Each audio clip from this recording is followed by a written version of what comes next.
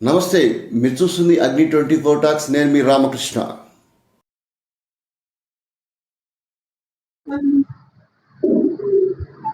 Veligonda project Andhra Pradesh రాష్ట్రానికి మరీ ముఖ్యంగా దక్షిణ కోస్తా జిల్లాలైనటువంటి ప్రకాశం, నెల్లూరు, అలాగే కడపలో కొన్ని ప్రాంతాలకు కూడా గుండెకాయ లాంటి ప్రాజెక్టు. 50 టీఎంసీల సామర్థ్యంతో ఉన్నటువంటి అతిపెద్ద రిజర్వాయరు నల్లమల సాగర్. ఈ ప్రాజెక్టును పూర్తి చేస్తే 4.5 లక్షల ఎకరాలకి సాగునీరు రావడమే కాకుండా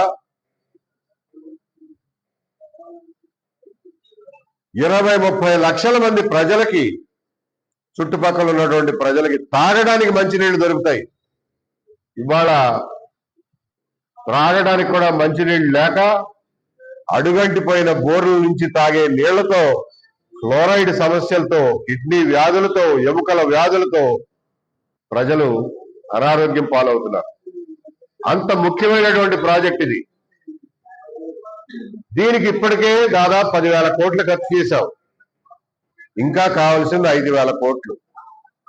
ఈ 5,000 కోట్లు ఖర్చు పెట్టకపోతే చేసిన 10,000 కోట్లు వృధా అయిపోయినట్టే. దాని మీద ప్రతి సంవత్సరం మనం చెల్లించాల్సిన 1,000 కోట్ల వడ్డీ కూడా వృధా అయినట్టే. ప్రాజెక్ట్ ఆలస్యం అయిన కొద్దీ అంచనా వ్యయాలు పెరిగిపోతాయి. ఇంకా ఎప్పటికీ ఈ ప్రాజెక్టు పూర్తి చేయలేని పరిస్థితికి వెళ్ళిపోతాం. ఇవాళ 5,000 కోట్ల రూపాయలు మనం ఖర్చు చేస్తే 4.5 లక్షల ఎకరాలకి సాగునీరు అందించగలుగుతాం. కొన్ని మిలియన్ల మంది మనుషులకి తాగడానికి మంచినీళ్ళు ఇవ్వగలుగుతాం.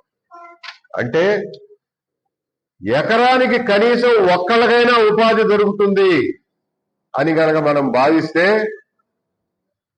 కనీసం 5 లక్షల మందికి ఈ ప్రాజెక్టు ద్వారా కొత్తగా ఉపాధి దొరికే అవకాశం ఉంది.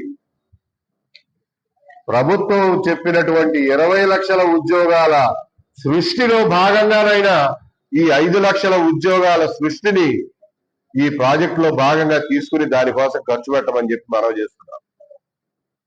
ఈ 5,000 కోట్లు ఖర్చు పెడితే ఒక్కొక్క ఉద్యోగానికి మనం పెట్టే ఖర్చు ₹1,00,000 ఒక ఉద్యోగాన్ని క్రియేట్ చేయడానికి. ఇది స్థూలంగా అర్థం కావడం కోసం చెప్పేది. ఇన్ని లక్షల మందికి తాగడానికి నీళ్లు ఇస్తే వాళ్ళ జీవితాల్లో వచ్చే మార్పుల్ని ఊహించలేం, దానికి వెల కట్టలేం. కనీసం ఉద్యోగాలను సృష్టించడం కోసమైనా ఆ రకంగానైనా ఈ ప్రాజెక్టును ట్రీట్ చేసి ఈ 5,000 కోట్ల రూపాయలు ఎక్కడో చోట నుంచి సమీకరించి పనులన్నీ సమాంతరంగా అన్ని సైమల్టేనియస్ గా జరిగేలాగా చేసి ఈ ప్రాజెక్టును పూర్తి చేయగలిగిన నాడు ఆంధ్రప్రదేశ్ లో ఒక ముఖ్యమైన భాగాన్ని మనం పేదరికం నుంచి బయటపడేసిన వాళ్ళు అవుతాం. కాబట్టి ఈ విషయంలో సీరియస్ గా ఆలోచించాలని, ఈ విషయంలో సంబంధిత ప్రజలందరూ కూడా రాజకీయాలకి, ఏ ఇతరత్ర ఐడెంటిటీస్ కి అతీతంగా కలిసి రావాలని, అవసరమైతే పోరాడాలని, అవసరమైతే ఉద్యమించాలని చెప్పి కూడా పిలిపిస్తున్నారు.